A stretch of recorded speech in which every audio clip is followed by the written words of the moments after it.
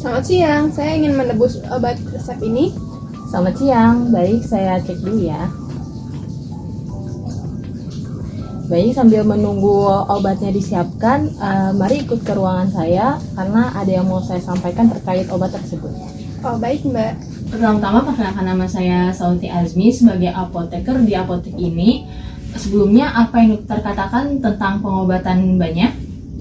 Berdasarkan hasil pemeriksaan, dokter mengatakan kalau saya terkena penyakit tuberkulosis BTA positif dan bakteri telah menyebar di paru-paru saya. Terus saya harus meminum obat selama 2-6 bulan. Oh iya, apa yang dokter katakan mengenai kegunaan obat yang diberikan?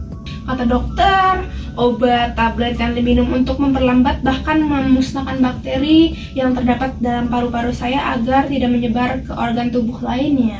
Apa yang dokter katakan tentang cara menggunakan obat-obat tersebut? Saya harus minum tabletnya tiga kali sehari setelah makan, pagi dan malam ya? Iya, benar sekali apa yang Mbak katakan. Apakah ada efek samping dari obat tersebut? Oh iya, ada. Tentu ada efeknya. Anda mungkin akan merasakan gejala seperti tidak nafsu makan, mual, sakit perut, demam, meriang, sakit otot dan sendi, sering merasa lelah, kesemutan, bahkan urin ada yang tampak warna orange kemerahan. Apakah efek samping tersebut bisa dicegah atau diatasi? Tentu bisa diatasi. Jika efek samping berupa urin yang warna orange kemerahan ini merupakan efek samping dari rifampicin, Anda tidak perlu khawatir akan terjadi hal itu. Karena itu tidak berarti bahaya apapun, hanya berupa buangan dari obat tersebut. Jika mengalami gejala seperti sakit pada otot dan sendi, Anda dapat meminum paracetamol. Bila perlu, adapun jika Anda merasa tidak nafsu makan, mual, dan sakit perut, maka Anda dapat menggunakan obat isoniazid. Lalu untuk rifampicin dan pyrazinamide itu pada malam hari sebelum tidur. Namun jika gejala masih dirasakan, dapat meminum obat dengan ditambah sedikit makanan. Jika Anda merasa sering kesemutan setelah mengkonsumsi obat, dapat diatasi dengan meminum pyridoxine atau vitamin B6. Adapun jika demam, meriang, dan sakit kepala, segera berkonsultasi dengan dokter. Oh begitu, berarti saya harus selalu menyiapkan paracetamol dan vitamin B6 ya untuk mengatasi jika mengalami gejala tersebut. Iya, benar sekali. Sebelumnya Mbaknya ini bekerja atau kuliah ya? Saya kuliah Bu. Memangnya kenapa ya Bu? Saya menanyakan hal tersebut karena untuk membantu Anda menjadwalkan meminum obat. Kartunya nanti bisa ditempel di tempat-tempat yang sekiranya sering dilihat seperti pintu kulkas. Karena kepatuhan pasien dalam meminum obat ini sangat dibutuhkan dalam pengobatan. Ini agar tidak terjadinya resistensi atau kebalnya bakteri terhadap obat yang diberikan. Iya benar sekali Bu. Saya emang sering lupa. Bagaimana kalau saya lupa meminum obatnya? Nanti akan ada pengulangan pengobatan dari awal serta mengganti obat tersebut dengan obat yang baru. Bu, bagaimana dengan penularan tuberkulosis yang saya derita?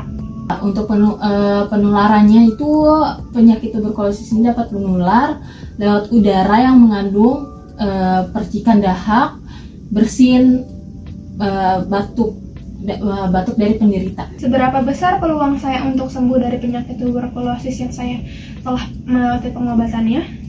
Jika pasien memiliki ketekunan dan ketepatan dalam mengkonsumsi obat, kemudian melakukan pemeriksaan secara rutin, itu bisa dibilang dapat sembuh.